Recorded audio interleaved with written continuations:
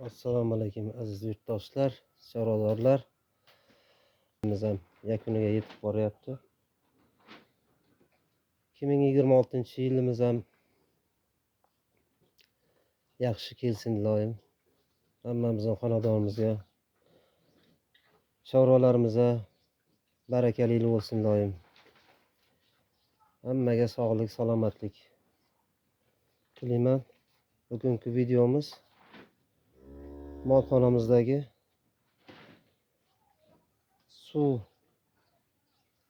qanday tartibda o'rnatilgan, shularni batafsil ko'rsatib o'taman.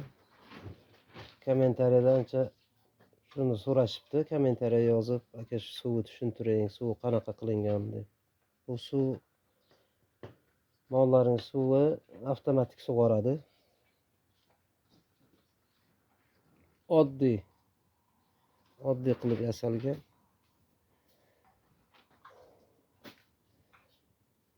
200lik turbani 2ga kesilgan. 200lik turba 2ga kesilgan 30 cm. 30 cm. Har ikkitasiga bitta qo'yilgan. Mana shu ikkita mol bittadan ichadi. Bunisi bu yoqda, bunisi bu yoqda. Mana hammasi shunaqa qilib qo'yilgan.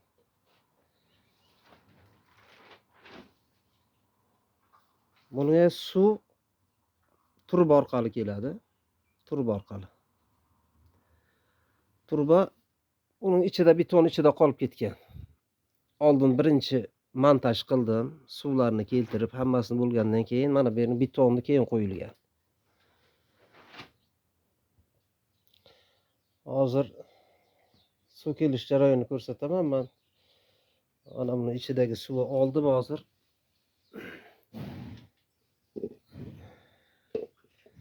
Ko'rinyaptimi yo'qmi videoda? Ash.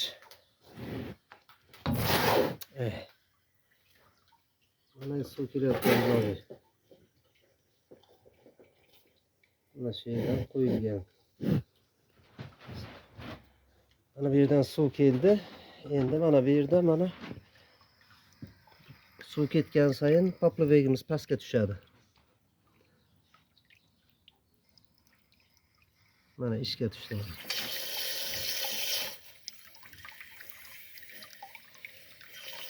Endi pastga tushganda suv keladi. Asosiysi suvimiz nasoz orqali kelishi kerak yoki vodoprovod bo'lishi kerak.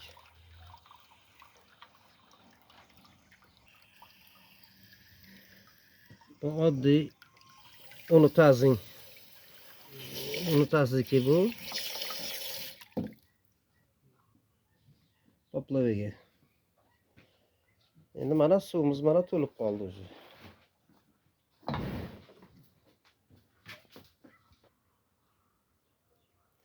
Bunda eng asosiysi e'tiborni qaratadigan jihati ustalaring. Mana shu suv idishlarimiz hammasi bir tekisda bo'lishi kerak. Bir tekisda. Vodovinoy deydi ustalar. Urvin vodovinoy. Vodovinoy bilan qilingan bular. Bular hammasi bir tekisda to'lib turadi. Chunki agar bittasi baland, bittasi past bo'lsa, qaysidir to'lib ketadi, qaysidir to'lmay qoladi. Shuning uchun hammasi bir tekis bo'lishi kerak. Shunga e'tibor qaratinglar.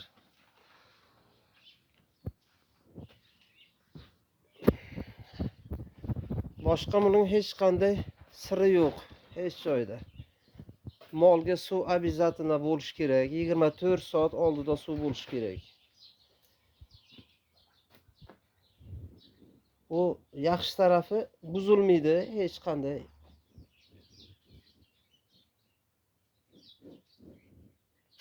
Mana shu 1 yil bo'lgan bo'lsa, qariyb 1 yil bo'ldi. Umuman hech joyi suv to'g'risida hech qanday bosh qotirmayman.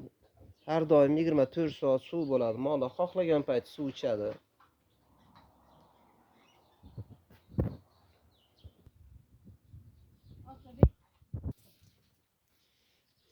o'tgan turbamiz mana shu. Mana bu 20lik turba. 20lik turba.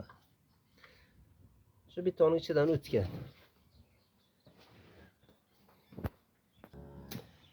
Bunisi vodoprovodki bu.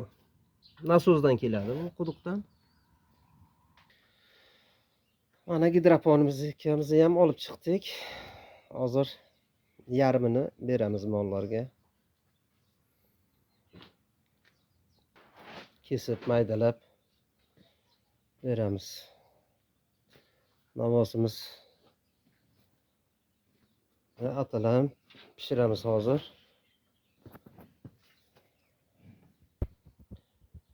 Chorvadan daromad qilaman, chorvadan foyda qilaman degan insonlar bo'lsa agar chorvaning birinchi navbatda suvini to'g'irlash kerak. Oldida suv turishi kerak har doim.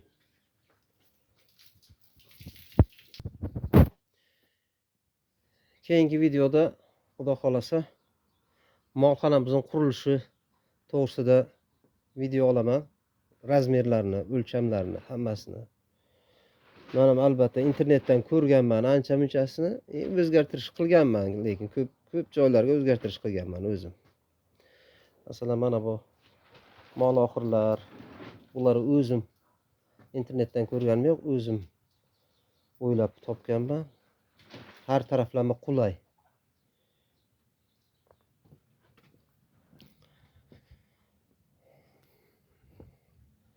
Qozonimizga ham suv ketyapti. Hozir sabzilarimizni to'g'rab, atalamizni ham pishiramiz. Xudo xolasa. Ko'mirim xokasini keltirib qo'ydim, bir paqir. Mana bu bir ket bilan pishiramiz. Nasib bo'lsa. Shuning bilan videoni yakunlayman. Kanalimni kuzatib boringlar. Yangilik bo'lsa qo'yib boraman shunday. Tushunmagan joylaringiz bo'lsa kommentariyaga yozinglar. Agar esimdan chiqib qolgan bo'lsa, bironta joyi tushunmagan joylaringiz bo'lsa, so'rasangizlar javob yozaman. Kanalimni qo'llab-quvvatlanglar. Sog' bo'linglar, omon bo'linglar.